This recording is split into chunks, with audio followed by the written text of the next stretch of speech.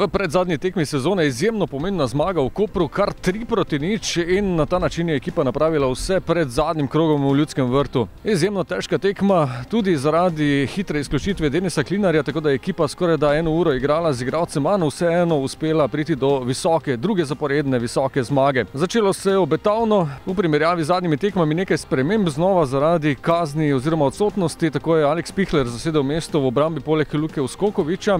Začelo se je obetavno, v 8. minuti je z razdalje sprožil Jan Repas. 2 minuti kasneje je poizkusil strelom tudi Rudi Požek Vancaš.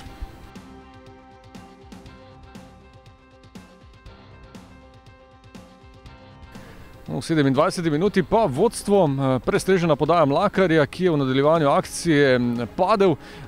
V nadaljevanju je Matko zadel prečko, sodnik pa je zaradi prekrška nad Mlakarjem dosodil kazenski udarec. Najboljši strelec je bil zanesljiv tudi tokrat in prišel do svojega 13. gola v sezoni. Smo v super položaju, nekako samozavestni, igramo našo igro, uživamo v igri in rezultati to kažejo. Vesel sem, da s tem pomagam ekipi. Zdaj zadnjo tekmo, da se zmaga, to nam je plan, da igramo pač našo igro, da uživamo, da smo kombinatorni, tako kot do zdaj. Če bom dal še kakšen gol in s tem pomagal ekipi, bo super.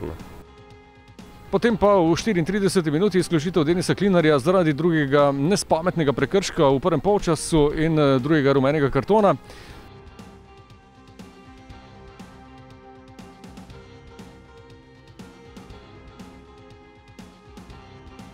Domačini so z igralcem več ob koncu polčasa pritisnili, najprej z razdalje poizkusil Vršič, izkazal se je Ažbej Juk. Potem pa po podaji strani Mula Husejnović nenatančno. Na začetku drugega polčasa je mesto na desni strani v obrambi na mesto izključenega Klinarja zasedel Felipe Santos, Gal Gorenak je ostal v slačilnici. Prvo resno pa so imeli Mariborčani iz prostega strela, Jan Repas je sjajno streljal, toda izkazal se s fenomenalno obrambo domači vratar Adam. V zaključku tekme je Simon Rožman osvežil ekipo z svežimi nogometaši in to je bilo tokrat odločilno za potrditev zmage. Najprej po krasni podaji Blaža Vrhovca je Andrej Kotnik napravil vse prav mimo vratarja in potem zaključek iz neposredne bližine tudi za ceno poškodbe nosu.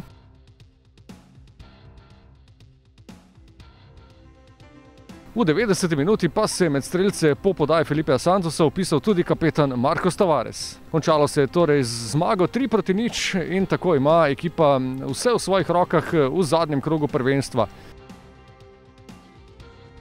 Nekako se pretirano ne ukvarjamo s statistiko ali pa z matematiko. Predvidevanja so pokazala to, kar smo nekako rekli, da 3 zmage bojo morali biti dovolj, bo rekel, za nek končni dober rezultat. Sam pa nekako z ekipo se pokvarjamo predvsem z stvarmi, ki jih želimo delati. Jaz pa verjamem, da nekako v tem samem finišu, da lahko tudi gledalci in jih nekako naprošam, da bi v teh težkih trenutkih med tekmo, kjer mogoče ni vse idealno, nam nekako pomagali. Mislim pa, da bo dejansko zelo zanimiv finiš prvenstva in če predvsem pogledam, kje smo bili, -7, mislim, da je že v tem trenutku to en lep uspeh, da smo se sami sebe dali v to situacijo. Tokrat tudi z gledalci po več kot enem letu in nekaj mesecih bo tekma Maribor-Mura torej odločala o novem slovenskem prvaku. Dvoboj v Ljudskem vrtu bo v soboto ob 4 popoldne.